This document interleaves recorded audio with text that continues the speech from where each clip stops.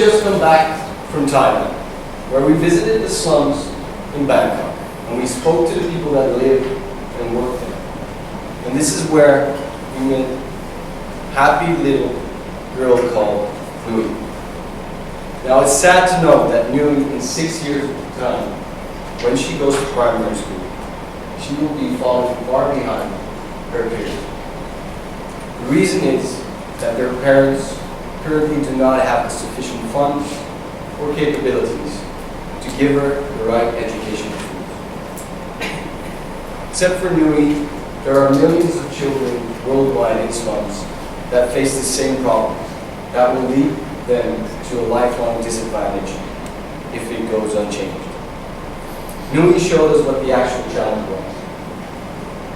Children in urban slums, aged 0 to 6, do not have adequate access to educational tools. They are falling further and further behind. We are Arkha, and today we'll present to you our solution to these challenges.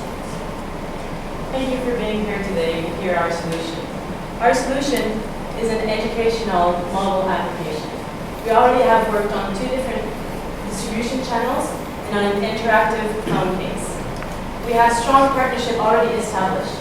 First is with an app developer here in China, Beijing, SmartTots. SmartTots is specialized in education app for children. They already have 6 million downloads and a retention rate of 81%, which is extremely high for this industry. We're partnering for our distribution with Innovate. Innovate is an Android platform that is already in 18 million phones all the way throughout Southeast Asia and in India. 4 million of them are in Thailand already, targeting low-cost phones. They want to partner with us, and they want to help us by pushing our app, if needed, within their distribution channel. We have also a free distribution channel, which is our app hotspot booth, and we're partnering with CJ Chan, a maker here in Shanghai, for doing an interactive phone case. Learning through gamification is a big trend right now, and it has proven results. Our game, cognitive development game, will train the brain of the children based on 5 big categories: memory, association, problem solving, languages, and arts. But the app is not enough by itself. We need to have an interaction with the parents. For this, we have the dashboard of the parents or the caregiver. This is allowing the parent to assess and track the progress of the children, and at the same time is linked to have a clear communication on any platform like WeChat or any social network messaging platform. We did extensive research on our target market before going to Thailand, and when we were there, we saw evidence that this app system can work. We saw a father playing with his daughter in the middle of the slums of Bangkok on an iPad, on an app. To be sure that the children from the slums can have this for free, we will install booths within the community. Those booths will be preloaded with the app. So the information goes 2 ways. So basically, when you're close to it with your smartphone, you can upload the app or just a new level of the game that you're already playing. And then at the same time, it takes the information of the usage of every children in the slums. And to be sure that the parents give their phone to the children, because we know that families in urban slums, their phone is probably their main asset, like probably one of their most valuable assets. We will build an interactive phone case that will first protect the phone, and second, give an interaction between the children and the app, assisting the coordination between the hand and eye coordination development. We have a makeathon in January planned that it's like a think tank, 48 hours, designers, makers, business people that will work with us to create from scratch a case that we will promote. Now, as we are a social enterprise, we do need to make a profit. So how are we going to do that? Let me run you through the business model. First and foremost, we will start by providing the app for free through the booth to the people that live in the slums. We have three ways that we generate revenue. First of all, we have the app that's available on the App Store for $1, both on iTunes and Google Play. Then we have the sale of the case. And furthermore, we have advertisement room on the booth, which is located in the slum. In addition to that, over time we will have an indirect revenue stream due to big data that we collect. On top of that, we have one addition that we want to provide to the families in the slums. That is the samples of companies that are targeting those markets. We are currently in initial stages of talking to P&G in Thailand to providing us these samples. So over time, we start growing. And I will take you through our roadmap just by highlighting a couple of milestones. First of all, in Q2, we will start our first pilot in Bangkok. And I'll come right back to that. With the data that we gather, we will tweak the app and make sure that it connects to our target market even more. At the end of next year, we will start scaling. First throughout Thailand, then to Laos, then to India, and further to Southeast Asia. We will hit our target marker of 10 million children in slums by the end of 2018. In terms of finance, we will provide you a full package of our forecasts at the end of the presentation. But first we want to give you an indication that we will hit our break-even point in May 2018. But we need your help. Now back to Thailand and back to Bangkok. We visited the Klong Toi slum, the biggest slum in Bangkok. It has over 100,000 people living there. And what we've seen, as the pictures are showing, we have extensive usage of smartphones and even iPads. We established 3 potential partnerships with childcare centers and daycare centers. And by putting one of these booths into one of these locations, we have the ability to reach over 3,000 children in our pilot phase. The impact of our company will be presented now. So we have, with this project, the ability to reach more than 10 million children living in slums by 2018, which is 2 years less than the challenge asking us. We have a proven innovative educational app that empowers the parent, that we can give for free to the people that really needs it.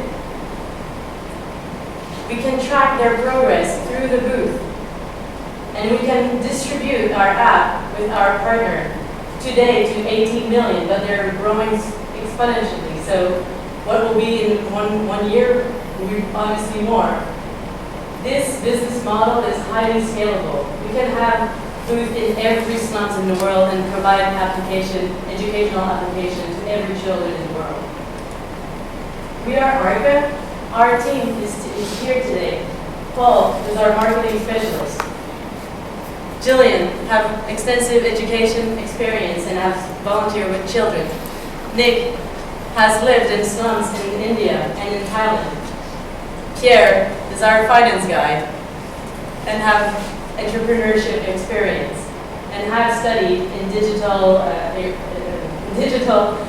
development app. And I've done a lot of volunteering with children. And today, we are here to ask you to be part of our project. We are here to ask you to help not only Nui, but to help hundreds of millions of other children just like Nui to have a fair chance in life. Will you help us?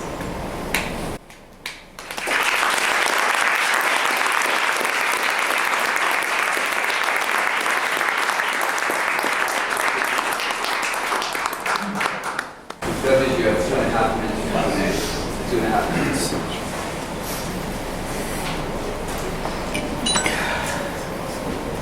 There are thousands of apps out there educational, and you see that one of the biggest ways to find funding is to sell the app in the App Store. What makes you confident that your app will be sold?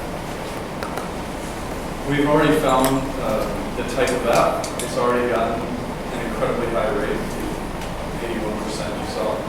It's already been created and proven and recreated. having it fixed on the back end to specifically meet our needs, and then put it back out there on the App Store, specifically in our language, in our setup, in our track, and certainly in the finances. We are basically going to charge a nominal fee, but it will at least be enough to carry us over because of the scalability of the regard. And if I can add something, we want to create fair trade, like a wave of social purchasing with apps. Because if people buy our apps, they know that we will help people in the slums with it. So it's a fair purchase.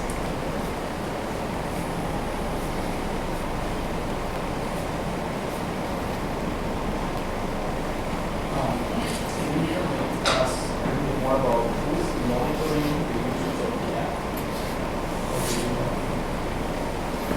So this is part of with our partners. This is all exactly the backend, exactly how the technology works. I can't really say exactly. But what I know is that every usage, how they use it, on which the time of the usage and how fast they can reach one level to the other. We can gather that when they come back to the booth or when they reach internet. But the booth itself just allowed to have information both ways. So you have it's not a Wi-Fi, it's a Wi-Fi, but it's not giving internet. It's only giving the app that is preloaded. The app works offline. Yeah. That's right. Your numbers I saw the investment of 300,000 from 80 million. So what are you going to do with the rest of the 700,000? Well, the investment is just Okay, time's up. for 2015.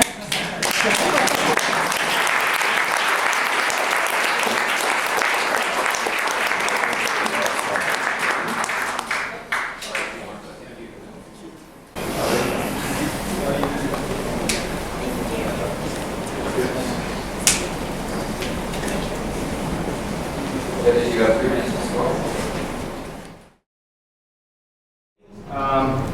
It was a very difficult decision, as we said, because all the teams had this passion and drive for finding a solution to this problem. At the end, we chose the team that we felt has made maybe a little bit more traction than the other teams, and we kind of bought the vision for the next 5 years, and we feel that the solution can be scalable, and we feel that can be done. So, and the winner is Arkha.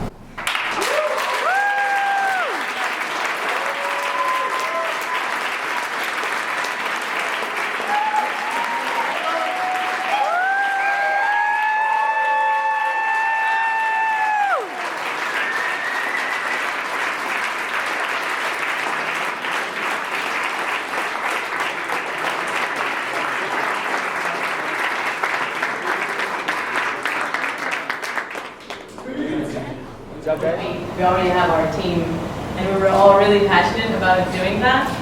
And I think everyone really brought like good ideas, and we changed our ideas a few times. And then we really believe in it, and then we said to each other at the beginning, whatever happened, we'll bring that to another level. Whatever happened, even if we don't make that, it will go through. So I think that I have an amazing team, and I'm really proud today that we made it. So thank you for believing in us.